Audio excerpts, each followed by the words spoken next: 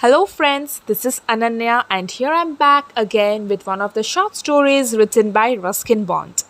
The name of the story is Flames in the Forest. So, let's begin. Wildfires or forest fires are a kind of natural disaster. The cause can be either man made or natural.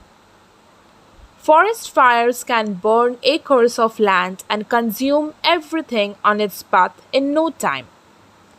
Let us read the story in which two boys and numerous wild animals are caught in a raging forest fire.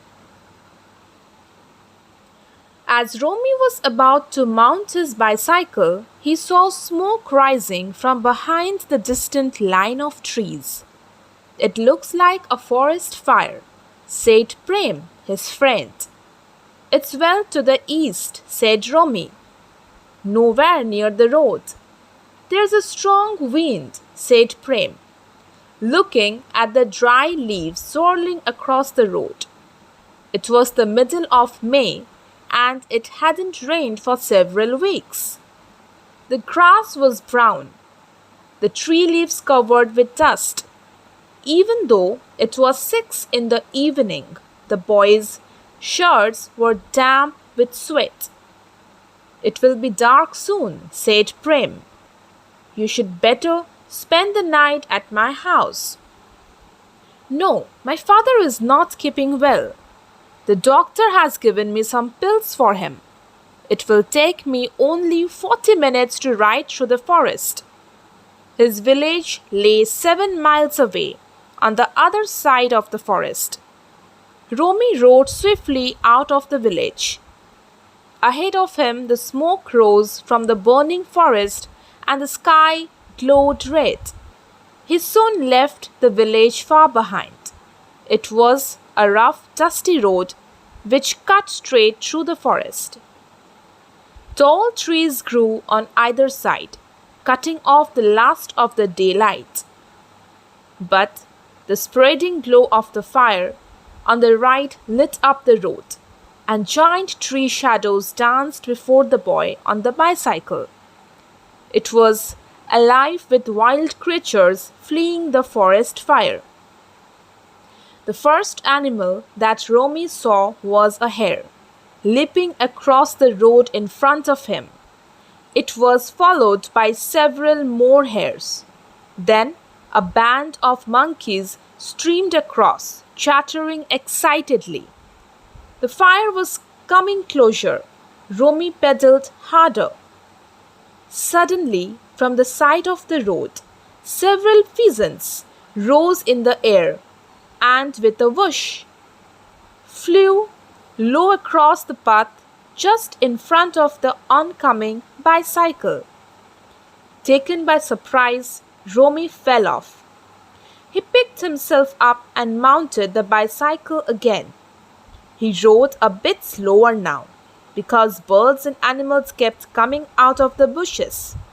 Smaller birds too were streaming across the road.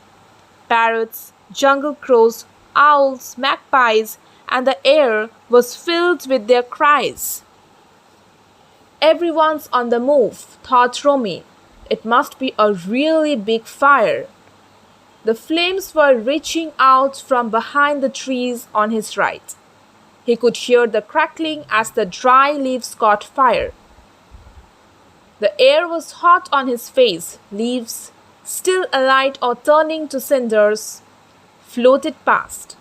A herd of deer crossed the road. For the first time, Romy felt afraid. From ahead came a faint clanging sound. The clanging came nearer, and Romy discovered that it was a small boy running along the forest path, 2 milk cans clattering at his side. Teju, called Romy, recognizing the boy. What are you doing here? Trying to get home, said Teju, panting along beside the bicycle. Jump on, said Romy, stopping for him. Teju was only 8 or 9, a couple of years younger than Romy. He got up on the crossbar of the bicycle and Romy moved on again. Keep beating your milk cans, said Romy. The animals will know we are coming. I never knew there were so many animals in the jungle, said Teju. I saw a python in the middle of the road. It stretched right across. The fire was much closer now. Flames shot up from the dry grass and ran up the trunks of trees and along the branches. Smoke billowed out above the forest. Romi's eyes were smarting, and his hair and eyebrows felt scorched. He was tired, but he could not stop. He had to get beyond the range of the fire. Another 15 minutes of steady riding would get them to the small wooden bridge over the little river separating the forest from the sugarcane fields. Once across the river, they would be safe. A tall silk cotton tree had caught fire. They were almost beneath it when there was a crash, and a burning branch fell to the ground a few yards in front of them. The boys got off the bicycle and left the road, forcing their way through a tangle of thorny bushes, pushing at the bicycle and only returning to the road some distance ahead of the burning tree.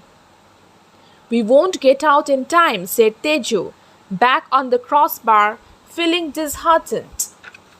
Yes, we will, said Romy, pedaling with all his might.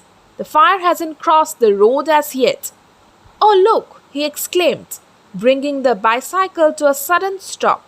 Teju rubbed his sore eyes and through the smoke saw an elephant standing in the middle of the road. He slipped off the crossbar, his cans fell and burst open, spilling their contents. The elephant was about 40 feet away. It moved about restlessly, its big ears flapping as it turned its head from side to side, wondering which way to go. From far to the left, a herd of elephants moved towards the river. The leader of the herd raised his trunk and trumpeted a call. Hearing it, the elephant on the road raised its own trunk and trumpet, a reply. It shambled off into the forest, in the direction of the herd. Teju, jump on, urged Romy. Teju forgot about his milk cans and pulled himself up on the crossbar. It seemed that all the animals who could get away had done so. The exodus across the road had stopped. We won't stop again, said Romy, gritting his teeth. A jackal, overcome by the heat and smoke, lay in the middle of the path, either dead or unconscious. Romy did not stop. He swerved around the animal and covered the last 100 yards at top speed. They were out of the forest. Look, shouted Teju, the bridge is on fire. Burning embers had floated down to a small wooden bridge, and the ancient timber had quickly caught fire. It was now burning fiercely. Romy did not hesitate.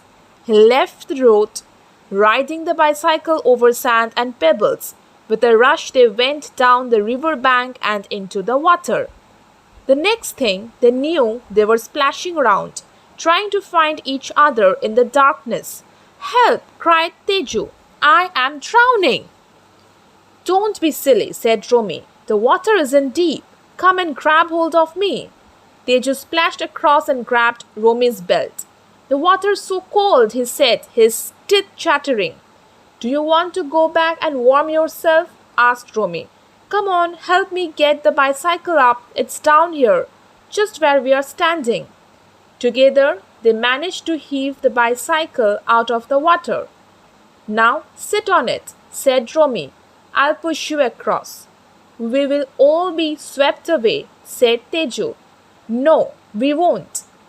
The river was quite swift in the middle, but having got safely out of the burning forest, Romy was in no mood to let a little river defeat him.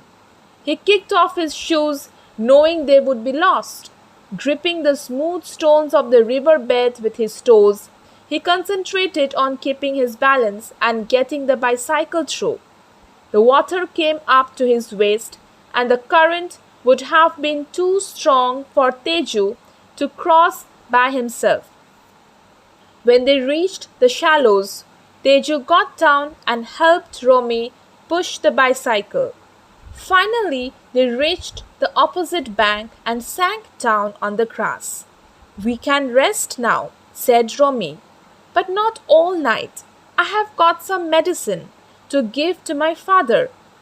He felt in his pockets and found that the pills in their envelope had turned to a soggy mess. "Oh well, he has to take them with water anyway," he said. They watched the fire as it continued to spread through the forest. The sky was a bright red and the river reflected the color of the sky. Several elephants had found their way down to the river. They were cooling off by spraying water on each other with their trunks.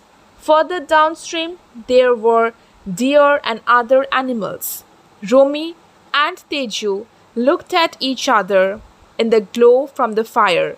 They hadn't known each other very well, but now they felt they had been friends for years.